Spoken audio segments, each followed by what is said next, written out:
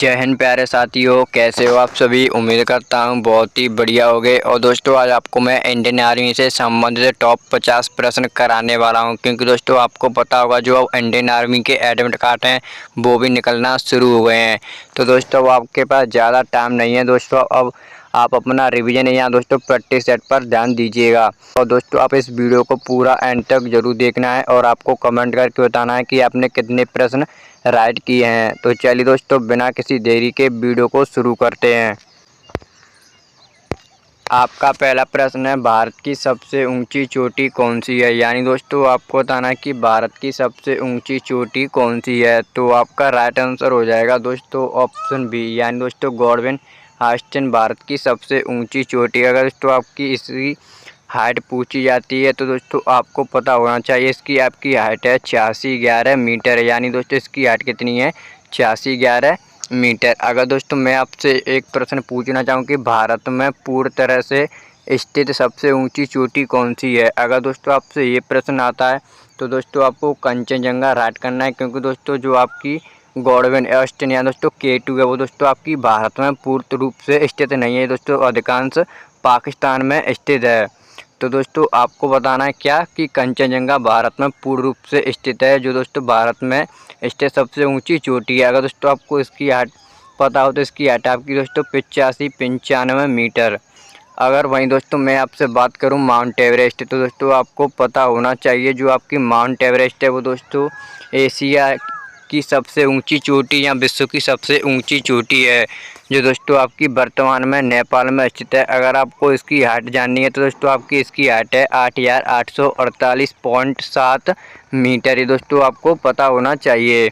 और दोस्तों आपकी नंदा देवी आपको पता होगा ये उत्तराखंड की सबसे ऊंची चोटी है। कहाँ की दोस्तों, उत्तराखंड की। तो चलिए चलते हैं दोस्तों नेक्स्ट प्रश्न की ओर।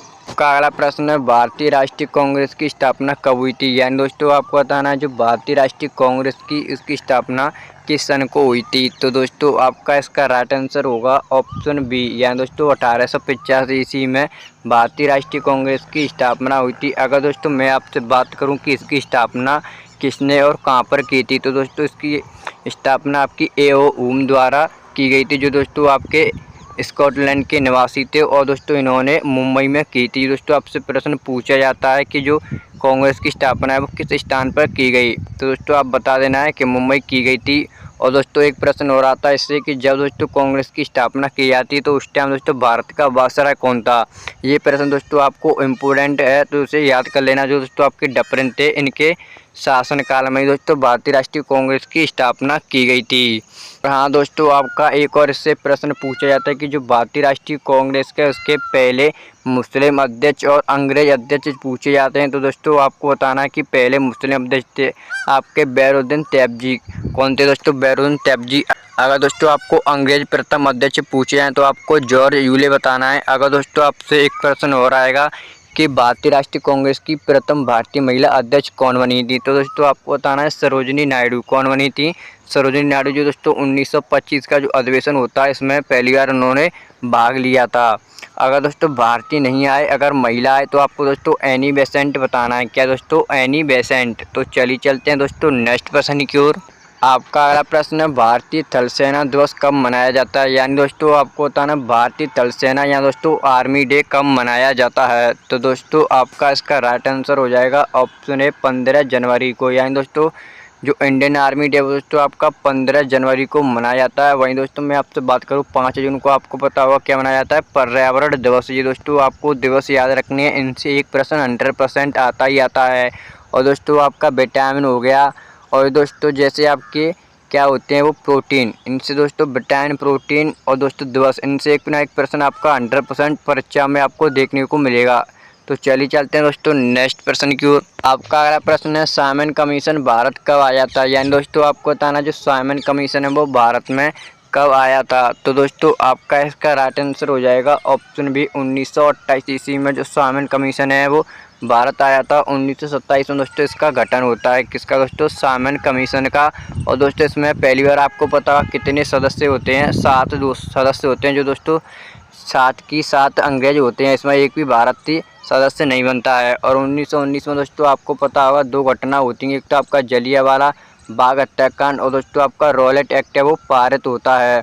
और 1935 में दोस्तों आपको पता होगा आरबीआई की स्थापना होती है। कब दोस्तों? 1935 में। तो दोस्तों आपको कमेंट करके बताना कि आरबीआई का जो राष्ट्रीयकरण है वो कब हुआ था, ये दोस्तों आपको कमेंट करके बताना है। तो चलिए चलते हैं दोस्तों नेक्स्ट प्रश्न की ओर। आपका अगला प्रश्न है, किस संविधान संशोधन द्वारा पंचायतों को संवैधानिक दर्जा दिया गया था? यानी दोस्तों आपको बताना है कि किस संविधान संशोधन द्वारा जो पंचायत है उनको संवैधानिक दर्जा दिया गया। तो दोस्तों आपका इसका राइट आंसर हो जाएगा ऑप्शन सी, 73वां संविधान संशोधन। अगर दोस्तों वहीं मैं आपसे बात करूं कि जो पहला संविधान संशोधन है वो किस सन में हुआ था, तो आपको पता होना चाहिए दोस्तों 1951 में आपका पहला संविधान संशोधन होता है, जिसमें दोस्तों आपकी 9वीं अनुसूची जोड़ी जाती है। और दोस्तों 9वीं अनुसूची आपकी भूमि खनन से संबंधित है, ये दोस्तों आपको पता होना चाहिए। तो चलिए चलते हैं दोस्तों नेक्स्ट प्रश्न की ओर। आपका अगला प्रश्न है, दारा शिकोह किस मुगल सम्राट का पुत्र था? यानी दोस्तों आपको बताना जो दारा शिकोह वो किस मुगल सम्राट का पुत्र था, तो आपका राइट आंसर होगा दोस्तों ऑप्शन सी, शाहजहां। यानी दोस्तों जो दारा शिकोह वो शाहजहां का पुत्र था। अगर दोस्तों मैं आपसे बात करूं जो मुगल साम्राज्य है इसकी स्थापना, तो आपको पता होगा दोस्तों बाबर द्वारा इसकी स्थापना की जाती है। और दोस्तों किस युद्ध के दौरान, तो दोस्तों पानीपत का प्रथम युद्ध होता है आपका 1526 ईस्वी में। तो आपको पता होगा इस युद्ध में दोस्तों बाबर विजयी होता है। और इस युद्ध के दौरान दोस्तों जो बाबर है वो मुगल साम्राज्य की स्थापना करता है। और दोस्तों इस युद्ध में आपको पता हो इब्राहिम लोदी मारा जाता है, जो दोस्तों लोदी वंश का अंतिम शासक होता है। तो चलिए चलते हैं दोस्तों नेक्स्ट प्रश्न की ओर। अगला प्रश्न है, कौन सी नदी डेल्टा नहीं बनाती है? आपको दोस्तों बताना है कि इनमें से कौन सी नदी है जो डेल्टा नहीं बनाती। तो दोस्तों आपका इसका राइट आंसर हो जाएगा ऑप्शन सी, नर्मदा। क्योंकि दोस्तों आपको पता होगा जो आपकी गंगा और गोदावरी, कृष्णा, ये दोस्तों तीनों नदियाँ आपकी डेल्टा बनाती हैं। और दोस्तों आपकी नर्मदा नदी का उद्गम स्थान क्या है? ये दोस्तों आपके एमपी के अमरकंटक से निकलती है। कहाँ से दोस्तों? एमपी के अमरकंटक से। और दोस्तों ये भी आपको पता होगा जो दोस्तों आपकी नर्मदा है वो आपकी विपरीत दिशा में बहने वाली नदी है, क्योंकि दोस्तों ये पूर्व से पश्चिम की ओर बहती है। अगर दोस्तों वहीं मैं आपसे बात करूँ जो नर्मदा नदी है वो भारत की सबसे बड़ी 5वें स्थान की नदी है। और दोस्तों सबसे बड़ी पहले स्थान की मतलब कौन सी है? वो आपकी गंगा। इसकी दोस्तों आपकी लंबाई पूछी जाती है तो 2525 किलोमीटर इसकी लंबाई है। और दोस्तों गोदावरी नदी को आपको पता होगा दक्षिण भारत की सबसे बड़ी नदी और वृद्ध गंगा के नाम से भी जाना जाता है। तो चलिए चलते हैं दोस्तों नेक्स्ट प्रश्न की ओर। आपका अगला प्रश्न है, भारत में प्लानिंग कमीशन को किसने स्थापित किया था? यानी दोस्तों आपको बताना है भारत में प्लानिंग कमीशन को किसने स्थापित किया था। तो आपका राइट आंसर हो जाएगा दोस्तों ऑप्शन ए, पीटी नेहरू। या दोस्तों आप जवाहरलाल नेहरू बोल सकते हैं। दोस्तों इन्होंने ही भारत में प्लानिंग कमीशन को स्थापित किया था। तो चलिए चलते हैं दोस्तों नेक्स्ट प्रश्न की ओर।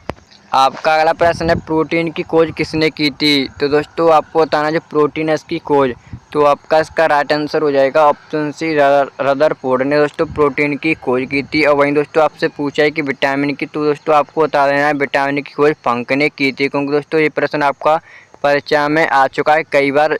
तो चलिए चलते हैं दोस्तों नेक्स्ट प्रश्न की ओर। आपका अगला प्रश्न है, भारत छोड़ो आंदोलन कब शुरू हुआ था? यानी दोस्तों आपको बताना जो भारत छोड़ो आंदोलन है वो किस सन में हुआ था। तो आपका राइट आंसर हो जाएगा दोस्तों ऑप्शन सी, 1942 ईस्वी में भारत छोड़ो आंदोलन शुरू होता है, जिसमें दोस्तों आपको पता होगा महात्मा गांधी जी ने ये आंदोलन है वो शुरू किया था। कौन सा दोस्तों? भारत छोड़ो आंदोलन। अगर दोस्तों मैं आपसे बात करूं अगस्त प्रस्ताव, तो आपको पता होगा 1940 में जो अगस्त प्रस्ताव है वो पारित हुआ था। और वहीं आपसे बात करी जाए 1920 में, तो आपको पता होगा दोस्तों 1920 में आपका असहयोग आंदोलन होता है। दोस्तों इसमें जो महात्मा गांधी होते हैं वो अपनी केसरी हिंद की उपाधि को मतलब त्याग देते हैं। ये दोस्तों आपको पता होना चाहिए। 1930 में दोस्तों आपका एक तो गोलमेज सम्मेलन होता है प्रथम, और द्वितीय आपका 1931 में, और तृतीय आपका 1932 में। और दोस्तों आपको पता होगा एक और घटना होती है 1930 में, सविनय अवज्ञा आंदोलन जिसे बोलते हैं। और दोस्तों आपको कमेंट करके बताना जो महात्मा गांधी होते हैं उन्होंने किस गोलमेज सम्मेलन में भाग लिया था। तो चलिए चलते हैं दोस्तों नेक्स्ट प्रश्न की ओर।